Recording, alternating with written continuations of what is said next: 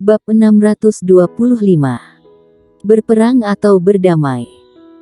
Saat suara warrior yang jatuh, tiba-tiba tak terhitung gumpalan jiwa pedang menyembur keluar dari warrior yang. Pada saat ini, jiwa pedang hanya memiliki 8 lapisan, tetapi dimanapun jiwa pedangnya lewat, itu langsung menembus ruang, menyebabkan lubang hitam kecil yang tak terhitung jumlahnya muncul di sekitarnya.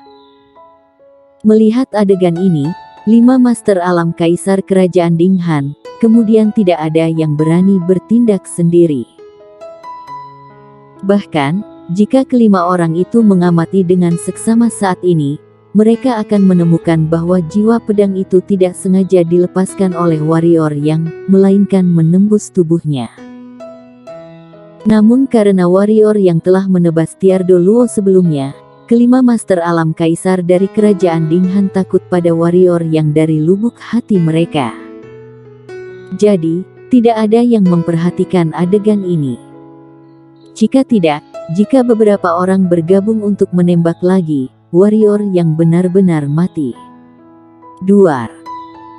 Pada saat ini, suara keras tiba-tiba datang dari langit, kemudian sebuah tablet batu besar jatuh dari langit, dan 5 master alam kaisar di kerajaan Dinghan sudah mati tanpa sempat bereaksi. Segera, Pak Tuamu dan Drano Luo muncul di sana. Pak Tuamu tidak banyak berubah, tetapi Drano Luo sekarang memiliki rambut yang berserakan di selendangnya, wajahnya pucat, dan banyak tempat robek yang muncul di pakaiannya.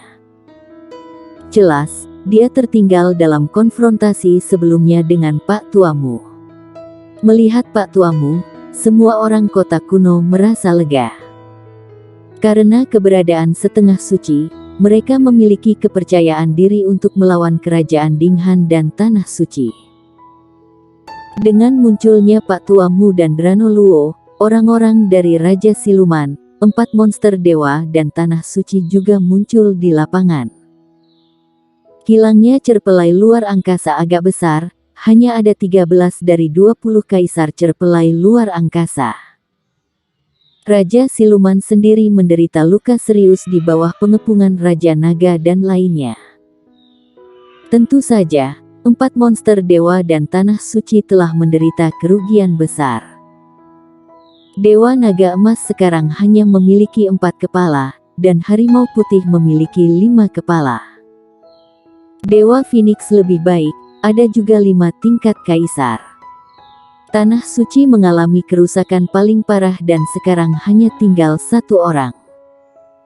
Dari 50 master alam kaisar, sekarang hanya tinggal 1. Kerajaan Dinghan tewas 3 alam kaisar. Stephen Lee dan Jerry Bai sama-sama gugur dalam pertempuran ini, dan monster hitam kerajaan Dinghan juga kalah.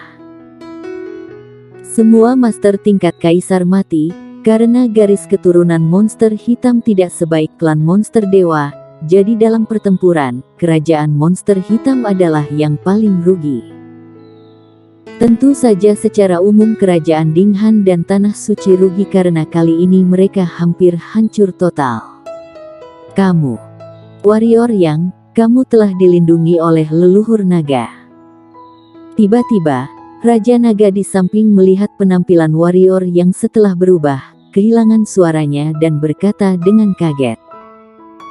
Setelah dimulainya rencana pembantaian sebelumnya, dia dan Master Klan Naga langsung pergi ke kota kuno.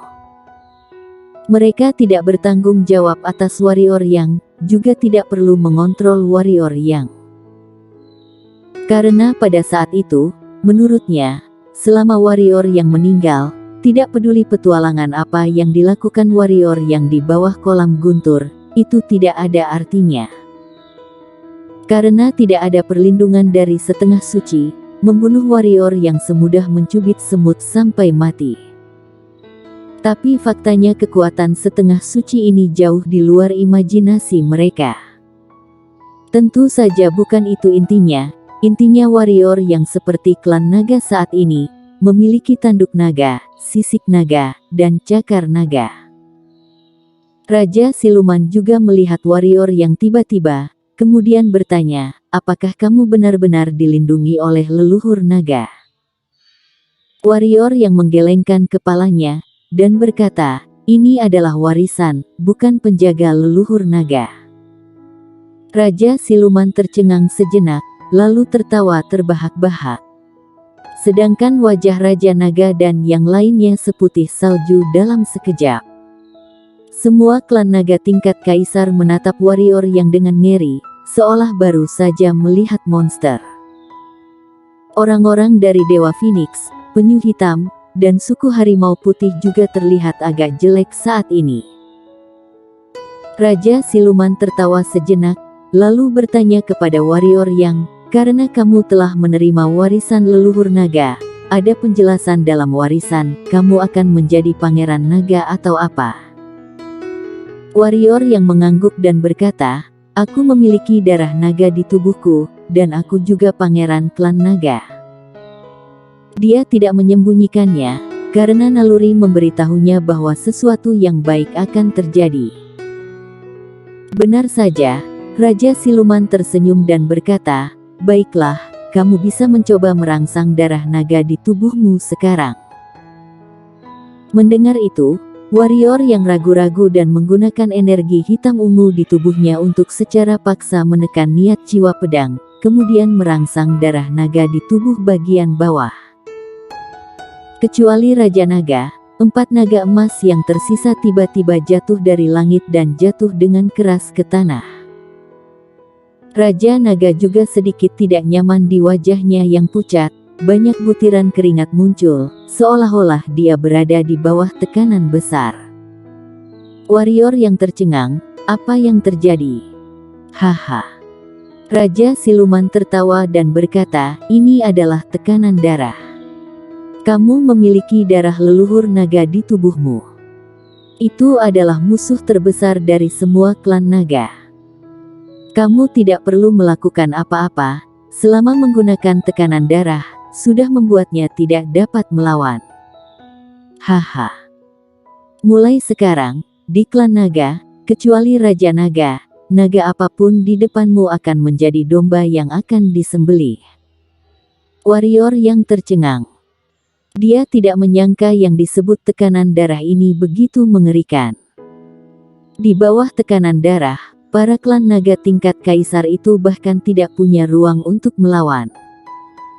Tentu saja, ini adalah hal yang baik. Sepertinya kalau aku punya waktu, aku harus pergi ke klan naga untuk berbaring. Kata warrior yang pelan. Kamu. Raja Naga memelototi warrior yang, tetapi warrior yang sedikit menutup matanya dan bahkan tidak memandangnya sama sekali. Pada saat ini, jiwa pedang di tubuhnya sangat ganas ke tingkat yang sangat menakutkan dan dia harus berkonsentrasi untuk menekannya.